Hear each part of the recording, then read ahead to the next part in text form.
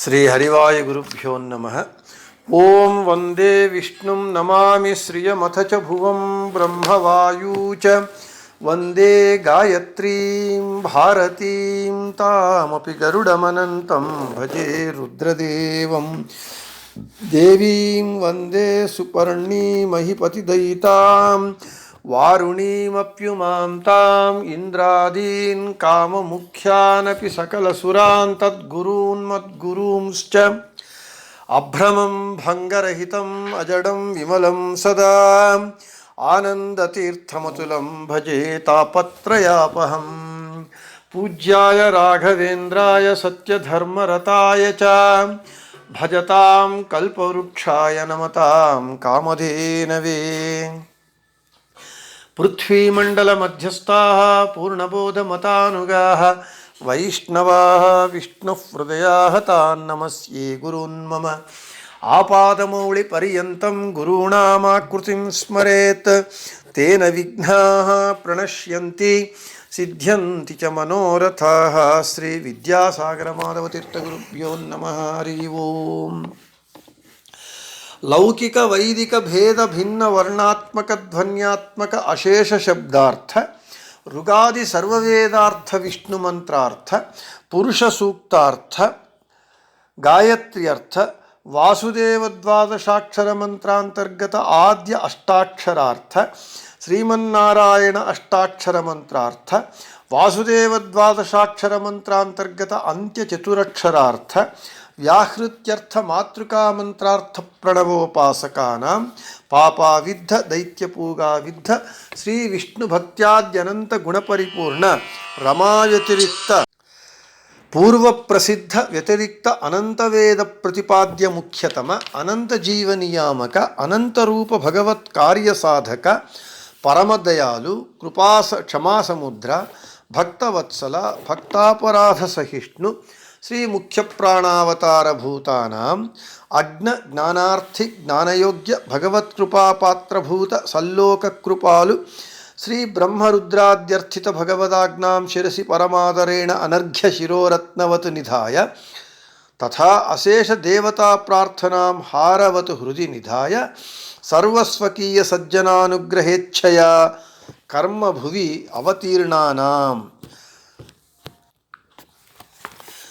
ಪ್ರಾತಃ ಸಂಕಲ್ಪ ಗದ್ಯ ಪ್ರವಚನದಲ್ಲಿ ನಿನ್ನೆಯ ದಿನ ಜ್ಞಾನ ಅಂದರೆ ಅಪರೋಕ್ಷ ಜ್ಞಾನ, ಆ ಜ್ಞಾನವನ್ನು ಪಡೆಯುವುದಕ್ಕಾಗಿ ಹೊಂದುವುದಕ್ಕಾಗಿ ಪರೋಕ್ಷ ಜ್ಞಾನವನ್ನು ಪಡೆಯಬೇಕು. ಆ ಪರೋಕ್ಷ ಜ್ಞಾನ ಶ್ರುತಿ ಸ್ಮೃತಿಗಳು ಶಾಸ್ತ್ರ ಕೊಡುತ್ತೆ. ಈ ಜ್ಞಾನಕ್ಕೆ ಅರ್ಹರು ಜ್ಞಾನಯೋಗ್ಯರು ಸಾತ್ವಿಕ ಜೀವರಾಶಿಗಳು ಮುಕ್ತಿಯೋಗ್ಯ ಜೀವರು ಅಂತ ಹೇಳ್ಕೊಂಡಿದ್ದೇವೆ. ಅಜ್ಞ ಜ್ಞಾನಾರ್ಥಿ ಜ್ಞಾನಯೋಗ ಯೋಗ್ಯ ಭಗವತ್ ಕೃಪಾ ಪಾತ್ರಭೂತ ಸಲ್ಲೋಕ ಇವರು ಭಗವತ್ ಕೃಪೆಗೆ ಪಾತ್ರರಾದವರು. ಇವರನ್ನು ಸಲ್ಲೋಕ ಸಜ್ಜನರ ಸಮೂಹ ಅಂತ ಕರೆಯಲ್ಪಡ್ತಾರೆ ಅಂತ ಹೇಳ್ಕೊಂಡಿದ್ದೇವೆ. ಇವತ್ತು ಶ್ರೀ ಬ್ರಹ್ಮ ರುದ್ರಾದ್ಯರ್ಥಿತ ಭಗವದಾಜ್ಞಾಂ ಶಿರಸಿ ಪರಮಾದರೇಣ ಅನರ್ಘ್ಯ ಶಿರೋರತ್ನವತ್ ನಿಧಾಯ ತಥಾ ಅಶೇಷ ದೇವತಾ ಪ್ರಾರ್ಥನಾಂ ಹಾರವತ್ ಹೃದಿ ನಿಧಾಯ ಸರ್ವಸ್ವಕೀಯ ಸಜ್ಜನಾನುಗ್ರಹೇಚ್ಛಯ ಕರ್ಮಭುವಿ ಅವತೀರ್ಣಾನಾಂ ಎಂಬುವ ಈ ಪಂಕ್ತಿಗಳ ವಿವರಣೆಯನ್ನು ನೋಡೋಣ. ಈ ಬ್ರಹ್ಮ ರುದ್ರಾದಿ ದೇವತೆಗಳು ಭಗವಂತನನ್ನು ಪ್ರಾರ್ಥನೆ ಮಾಡಿದರು. ಏನಂತ? ಸಜ್ಜನರನ್ನು ಉದ್ಧಾರ ಮಾಡುವುದಕ್ಕಾಗಿ.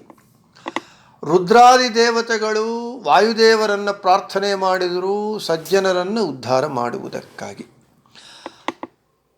ಇವರು ಸಜ್ಜನರನ್ನು ಏಕೆ ಉದ್ಧಾರ ಮಾಡಬೇಕು ಅಂತ ಹೇಳಿದರೆ ಅವರು ಆ ಹಿನ್ನೆಲೆ ಏನು ಅಂತ ನಮಗೆ ಇಲ್ಲಿ ವಿವರಣೆ ಕೊಡ್ತಾ ಇದ್ದಾರೆ.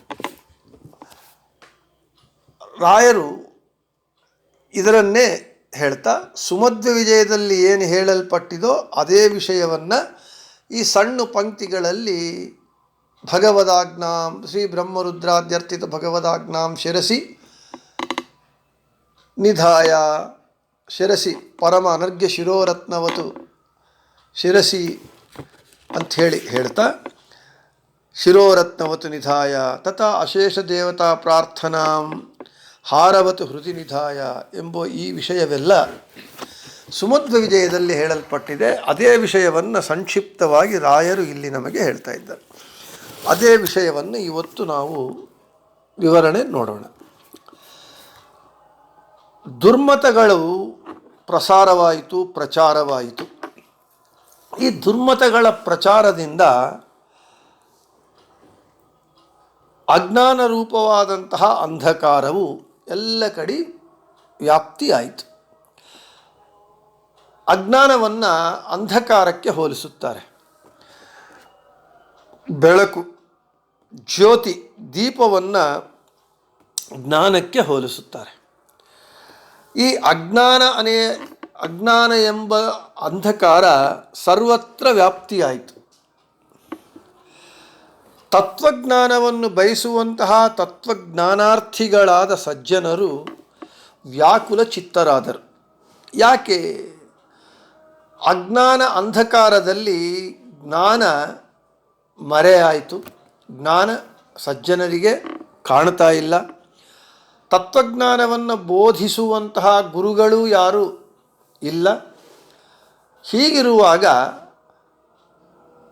ತತ್ವಜ್ಞಾನವನ್ನು ಬಯಸುವಂತಹ ಸಜ್ಜನರಿಗೆ ಈ ಅಜ್ಞಾನ ಅಂಧಕಾರದಲ್ಲಿ ಬಿದ್ದು ಅವರು ದುಃಖಿತರಾಗಿದ್ದಾರೆ. ಇದರಿಂದ ಹೇಗೆ ಪಾರಾಗಬೇಕು, ತತ್ವಜ್ಞಾನವನ್ನು ಯಾರಿಂದ ಹೇಗೆ ಪಡೆಯಬೇಕು ಎಂಬುವ ಒಂದು ಆತಂಕ ಇದ್ದು ವ್ಯಾಕುಲ ಚಿತ್ತರಾಗಿದ್ದಾರೆ. ಇಂತಹ ಸಜ್ಜನರ ಮೇಲೆ ಕರುಣೆ ಉಳ್ಳಂತಹ ಬ್ರಹ್ಮ ರುದ್ರಾದಿ ದೇವತೆಗಳೆಲ್ಲ ಏನು ಮಾಡಿದರು? ಶ್ರೀಹರಿಯನ್ನು ಪ್ರಾರ್ಥನೆ ಮಾಡಿದರು. ಹೇ ಸ್ವಾಮಿ, ಈ ಸಜ್ಜನರನ್ನು ನೀನು ಉದ್ಧಾರ ಮಾಡು ಅಂತೇಳಿ. ಇದೇ ವಿಷಯವೇ ಸುಮಧ್ವ ವಿಜಯದಲ್ಲಿ ಹೇಳಲ್ಪಡುತ್ತೆ. ವೇದಾಂತ ಮಾರ್ಗ ಪರಿಮಾರ್ಗಣ ದೀನದೂನಾ ದೈವೀ ಪ್ರಜಾ ವಿಶರಣಾ ಕರುಣಾಪದಂ ನಃ ಆನಂದಯೇ ಸುಮುಖಭೂಷಿತ ಭೂಮಿಭಾಗೋ ರೂಪಾಂತರೇಣ ಮಮ ಸದ್ಗುಣ ನಿರ್ಣಯೇನ. ವಾಯುದೇವರನ್ನು ಶ್ರೀಹರಿ ಆಜ್ಞಾ ಮಾಡ್ತಾನೆ. ಬ್ರಹ್ಮ ರುದ್ರಾದಿ ದೇವತೆಗಳಿಂದ ಪ್ರಾರ್ಥಿತನಾಗಿ ಏನಂತ? ಹೇ ಸುಮುಖ ಪ್ರಿಯದರ್ಶನ, ಹೇ ವಾಯುದೇವ, ತತ್ವಜ್ಞಾನದ ಮಾರ್ಗ ಕಾಣದೆ ದುಃಖಿತರಾಗಿದ್ದಾರೆ ದೇವಸ್ವಭಾವದ ಜನರು, ಸಾತ್ವಿಕರು, ಮುಕ್ತಿಯೋಗ್ಯ ಜೀವರು. ಅವರು ಯಾರನ್ನು ಆಶ್ರಯಿಸಬೇಕು ಅಂತ ಕಾಣದೆ, ಆಶ್ರಯರಹಿತರಾಗಿ ನನ್ನ ಕೃಪೆಗೆ ಅವರು ಪಾತ್ರರಾಗಿದ್ದಾರೆ. ಹೇ ವಾಯುದೇವ, ನೀನು ಅವತಾರ ಮಾಡಿ ಭೂಮಿಯ ಮೇಲೆ ಯಾವ ದುರ್ಮತಗಳು ನನ್ನನ್ನು ಅಂದರೆ ಭಗವಂತನನ್ನು ನಿರಾಕಾರ, ನಿರ್ಗುಣ ಹೀಗೆ ನನ್ನನ್ನು ತಪ್ಪಾಗಿ ಬಿಂಬಿಸಿ ಅಜ್ಞಾನವನ್ನು ಜಗತ್ತೆಲ್ಲ ಹರಡಿಸಿದ್ದಾರೆ. ಅಂತಹ ಅಜ್ಞಾನವನ್ನು ನೀನು ಖಂಡಿಸಿ ನನ್ನ ಸ್ವಾತಂತ್ರ್ಯಾದಿ ಗುಣಗಳು, ಸದ್ಗುಣಗಳು ಅಂದರೆ ಹರಿ ಅನಂತ ಕಲ್ಯಾಣ ಗುಣ ಪರಿಪೂರ್ಣ, ಸರ್ವೋತ್ತಮ, ಸರ್ವತಂತ್ರ ಸ್ವತಂತ್ರ, ಈ ಜಗತ್ತಿನ ಸೃಷ್ಟಿಯಾದಿ ಅಷ್ಟಕರ್ತೃವು ಅಂತ ನನ್ನ ಸದ್ಗುಣಗಳನ್ನು ನಿರ್ಣಯ ಮಾಡಿ, ನಿರೂಪಣೆ ಮಾಡಿ ಇಂತಹ ಸಜ್ಜನರಿಗೆ ಅಂಥ ಸುಜ್ಞಾನವನ್ನು ಅನುಗ್ರಹಿಸು ಎಂದು ಶ್ರೀಹರಿ ವಾಯುದೇವರಿಗೆ ಆಜ್ಞಾ ಮಾಡಿದರು. ಆ ಆಜ್ಞೆಯನ್ನು ವಾಯುದೇವರು ಶಿರಸಾವಹಿಸಿದರು. ಅಂದರೆ ಅಜ್ಞಾನ ಎಂಬುದು ಅದಕ್ಕೆ ಅಭಿಮಾನಿ ಯಾರು ಅಂದರೆ ಸ್ವಯಂ ಕಲಿಯೇ ಈ ಅಜ್ಞಾನವೆಂಬ ಅಂಧಕಾರಕ್ಕೆ ಅಭಿಮಾನಿಯಾಗಿದ್ದಾನೆ. ಅಂತಹ ಕಲಿಯನ್ನು ನಿಗ್ರಹ ಮಾಡುವುದಕ್ಕೆ ಜೀವೋತ್ತಮರಾದ ವಾಯುದೇವರಿಗೆ ಬಿಟ್ಟರೆ ಇನ್ನೊಬ್ಬರಿಗೆ ಸಾಧ್ಯವಿಲ್ಲ. ಇಲ್ಲಿ ನಮಗೆ ಒಂದು ಸಂಶಯ ಬರಬಹುದು. ಜೀವೋತ್ತಮರಾದ ಬ್ರಹ್ಮದೇವರನ್ನು ಶ್ರೀಹರಿ ಏಕೆ ಆಜ್ಞಾ ಮಾಡಲಿಲ್ಲ, ವಾಯುದೇವರನ್ನು ಮಾತ್ರ ಆಜ್ಞಾ ಮಾಡಿದರು ಅಂತ. ಆದರೆ ಬ್ರಹ್ಮದೇವರಿಗೆ ಅವತಾರವಿಲ್ಲ, ಆದ ಕಾರಣ ವಾಯುದೇವರನ್ನೇ ಭಗವಂತ ಆಜ್ಞಾ ಮಾಡಿದ್ದಾನೆ. ಅಷ್ಟೇ ಅಲ್ಲದೆ ರುದ್ರಾದಿ ದೇವತೆಗಳು ವಾಯುದೇವರನ್ನು ಪ್ರಾರ್ಥನೆ ಮಾಡ್ತಾರೆ, ಇಂತಹ ಸಜ್ಜನರನ್ನು ಉದ್ಧರಿಸು ಅಂತ. ಆಗ ವಾಯುದೇವರು ಬ್ರಹ್ಮ ರುದ್ರಾದಿಗಳಿಂದ ಪ್ರಾರ್ಥಿತನಾದ ಭಗವಂತನ ಆಜ್ಞೆಯನ್ನು ಶಿರಸಾವಹಿಸಿ ರುದ್ರಾದಿ ದೇವತೆಗಳ ಪ್ರಾರ್ಥನೆಯನ್ನು ಸ್ವೀಕಾರ ಮಾಡಿ ಈ ಕಲಿಯುಗದಲ್ಲಿ ಭೂಮಿಯ ಮೇಲೆ ಅವತಾರ ಮಾಡುವುದಕ್ಕೆ ನಿರ್ಧಾರ ಮಾಡ್ತಾರೆ. ಅದೇ ವಿಷಯವನ್ನು ಆದೇಶ ಮೌಳಿ ಮಣಿ ಮುಜ್ವಲ ವರ್ಣಮೇನಂ ಬದ್ಧಾಂಜಲಿರ್ ಮರುದನರ್ಘ್ಯಮಧತ್ತ ಮೂರ್ಧ್ನ ಹಾರಾವಲೀಮಿವ ಹೃದಾ ವಿಭುಧೇಂದ್ರಯಾಂಚಾಂ ಬಿಭ್ರನ್ ನಿಜಾನನು ಜಿಗೃಕ್ಷರವಾತಿ ತೀರ್ಷತು ಅಂತ ಹೇಳ್ತಾರೆ. ಶ್ರೀಹರಿಯ ಆಜ್ಞೆಯನ್ನು ಉಜ್ವಲ ಶಿರೋರತ್ನದಂತೆ ಶಿರಸ್ಸಿನಲ್ಲಿ ಧರಿಸಿ ಅಂಜಲಿ ಬದ್ಧನಾಗಿ ನಿಂತರಂತೆ ವಾಯುದೇವರು. ದೇವಶ್ರೇಷ್ಠರಾದ ರುದ್ರಾದಿ ದೇವತೆಗಳಿಂದ ಪ್ರಾರ್ಥಿತನಾಗಿ ವಾಯುದೇವರು ಸಜ್ಜನರನ್ನು ಅನುಗ್ರಹ ಮಾಡುವುದಕ್ಕಾಗಿ ಅವರ ಪ್ರಾರ್ಥನೆಯನ್ನು ಹೇಗೆ ಸ್ವೀಕಾರ ಮಾಡಿದರು? ಹಾರದಂತೆ ಎದೆಯ ಮೇಲೆ ಧರಿಸಿದರಂತೆ. ಧರಿಸಿ ಶ್ರೀಹರಿಯಾಜ್ಞೆಯನ್ನು ಶಿರಸಾವಹಿಸಿ ದೇವತೆಗಳ ಪ್ರಾರ್ಥನೆಯನ್ನು ಹಾರದಂತೆ ಎದೆಯ ಮೇಲೆ ಧರಿಸಿ ಈ ಭೂಮಿಯ ಮೇಲೆ ಅವತಾರ ಮಾಡುವುದಕ್ಕೆ ನಿರ್ಧಾರ ಮಾಡಿದರು ಜೀವೋತ್ತಮರಾದ ವಾಯುದೇವರು. ಈ ವಿಷಯವೆಲ್ಲ ನಾನು ಮೊದಲೇ ಹೇಳಿದಂತೆ ಸುಮಧ್ವ ವಿಜಯದಲ್ಲಿ ಹೇಳಲ್ಪಟ್ಟಿದೆ. ಇದೇ ವಿಷಯವನ್ನೇ ರಾಯರು ಸಂಕ್ಷಿಪ್ತ ಅಲ್ಪ ಶಬ್ದಗಳಿಂದ ಹೇಳಿದ್ದಾರೆ. ವಾಯುದೇವರು ಈ ಭೂಮಿಯ ಮೇಲೆ ಸಜ್ಜನರ ಉದ್ಧಾರಕ್ಕಾಗಿ ಅವತಾರ ಮಾಡಬೇಕು, ಅವತಾರ ಮಾಡಲು ನಿರ್ಧರಿಸಿದ್ದಾರೆ. ಈ ಭೂಮಿಯ ಮೇಲೆ ಎಲ್ಲಿ ಅವತಾರ ಮಾಡಬೇಕು ಅಂತ ನಿರ್ಧಾರ ಮಾಡಿದರು ಅಂದರೆ ಭರತಖಂಡದಲ್ಲಿ. ಭರತಖಂಡದಲ್ಲೇ ಏಕೆ ಅವತರಿಸಬೇಕು ಅಂತ ನಿರ್ಧಾರ ಮಾಡಿದರು ಅಂದರೆ ಭರತಖಂಡದ ವೈಶಿಷ್ಟ್ಯ, ಮಹಿಮೆ ಇವೆಲ್ಲವೂ ಕೂಡ ವಿಸ್ತಾರವಾಗಿ ಹೇಳಲ್ಪಟ್ಟಿದೆ.